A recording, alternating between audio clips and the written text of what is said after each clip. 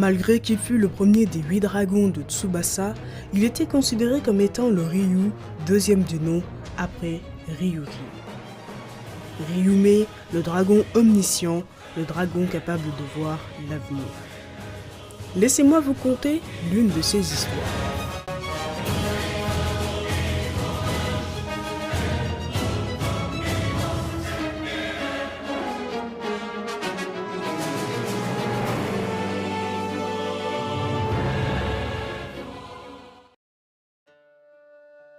Nous voici juste avant le début du conflit entre les hommes et les dragons, soit 50 ans avant la construction du sous-monde. Sur les terres de Tsubasa, dans la montagne Ishiya, Ryume le dragon omniscient était comme à son habitude installé au sommet du pays. Il était reconnu comme étant la sagesse incarnée, il voyait tout, il savait tout. Mais il ignorait qu'une seule chose, lui. La destinée de tous, il la savait, mais la sienne, il l'ignorait.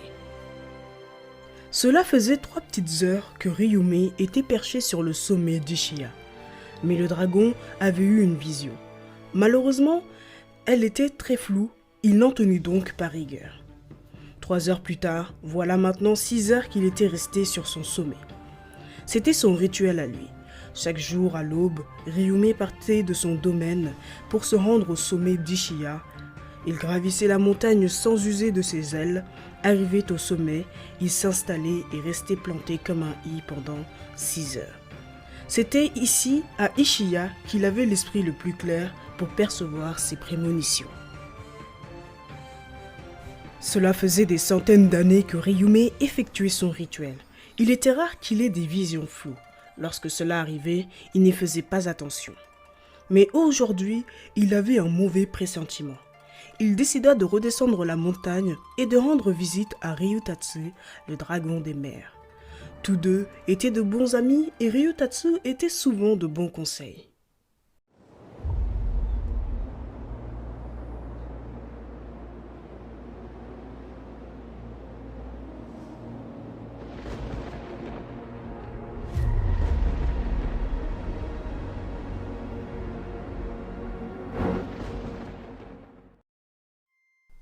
Ryume, que me vaut l'honneur de cette visite demanda le dragon des mers avec joie.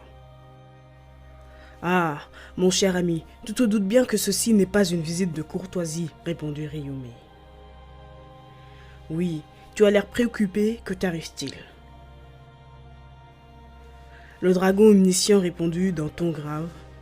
Malheureusement, j'ai un très mauvais pressentiment. Il y a peu, j'ai perçu un potentiel événement, mais je n'ai pu le voir très clairement.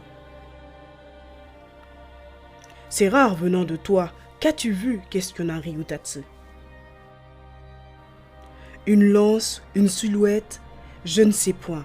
Mais cette lance, elle n'était pas ordinaire, rétorqua Ryume. Les temps commencent à changer, dit Ryutatsu d'une voix profonde. Je ne sais pas, mais j'ai l'impression que les hommes fabriquent quelque chose de dangereux. De très dangereux pour nous les dragons, ajouta Ryume. Je pense qu'il faut en informer Ryuking. La situation devient grave, déclara le dragon des mers. Ryume acquiesça d'un simple mouvement de tête. Alors Sasayashi disait vrai. Ce jour allait arriver plus vite que nous le pensions, chuchota Ryutatsu.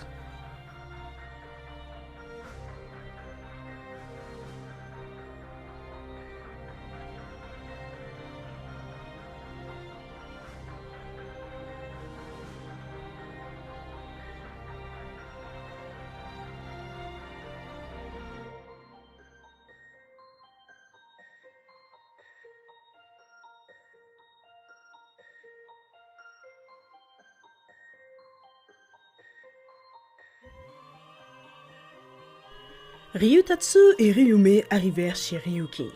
Tous les deux le saluèrent et expliquèrent la raison de leur visite.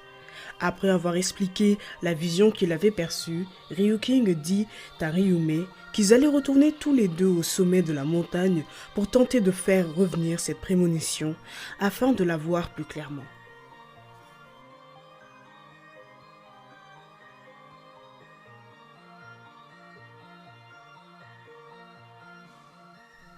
Le lendemain, les deux dragons étaient au sommet d'Ishiya.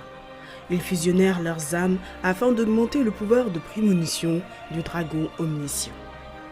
Et c'est ainsi que les deux dragons virent cette lance.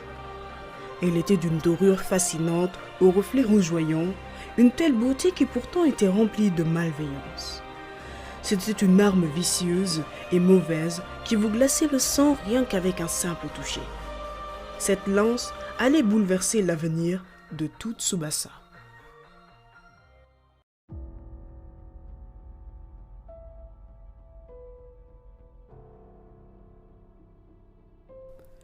Quatre semaines passèrent depuis la vision de Ryume.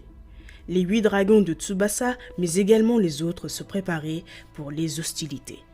Pour eux, il était clair que cette lance était destinée au plus puissant des leurs, Ryuking, le roi des dragons, le dragon absolu. Malheureusement, ils furent tous dupés. Mais surtout, ils s'étaient fourvoyés sur le pouvoir du dragon omniscient. L'aube s'était levée et comme à son habitude, Ryume était au sommet du pays. Il aperçut quelque chose, mais cette fois, ce n'était pas une prémonition, mais la réalité.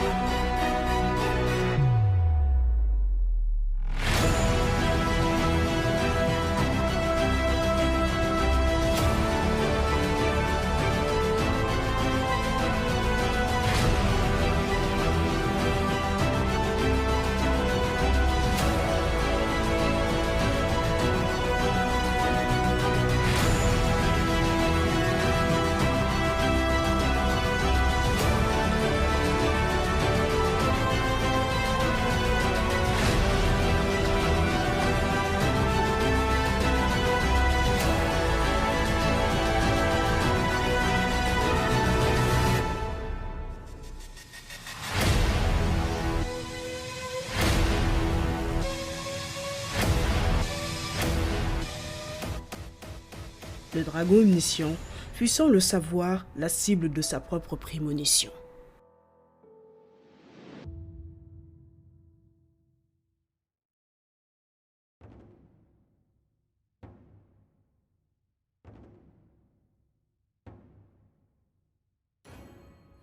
Les dragons étaient sous le choc.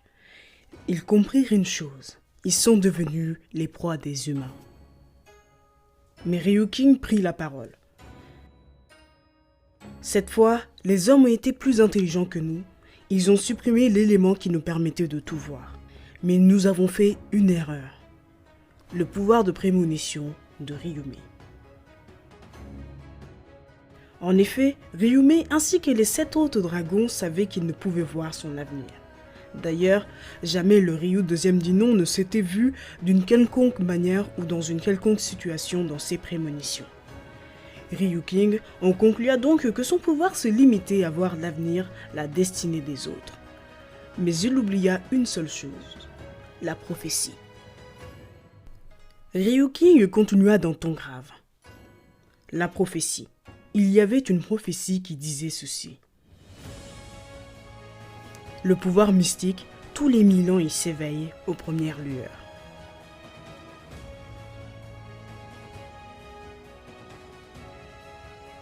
Ryume et moi étions troublés par cette prophétie.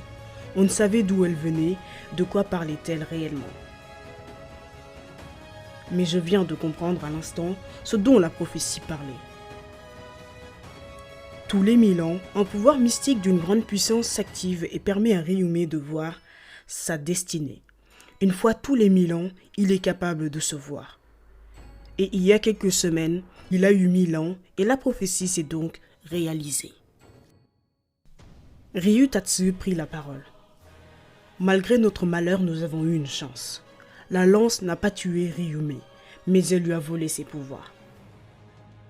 En effet, et cela veut aussi dire que nous allons être dans l'obligation de faire face aux hommes pendant ce temps, répondit Ryuking.